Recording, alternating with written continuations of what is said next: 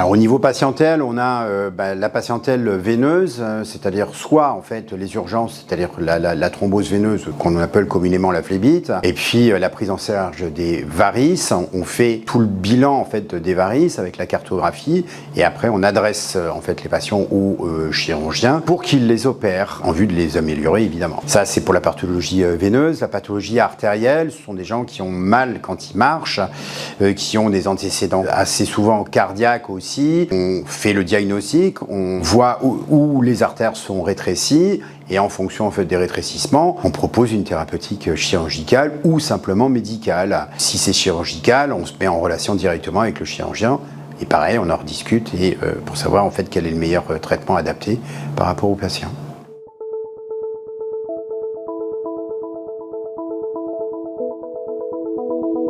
Ici, sur la clinique d'Arcachon, on est amené à prendre en charge des patients venant de tous bords. Ça peut être de la cancérologie avec des suspicions de thrombose veineuse, ça peut être des bilans demandés par les orthopédistes sur des urgences ou bien des prises en charge de varices dont ils ont besoin avant leur intervention chirurgicale. Ça peut être de la gériatrie, ça peut être de la médecine interne. En même temps, c'est le suivi des patients, pris en charge aussi par les cardiologues sur lesquels en fait on travaille tous les jours.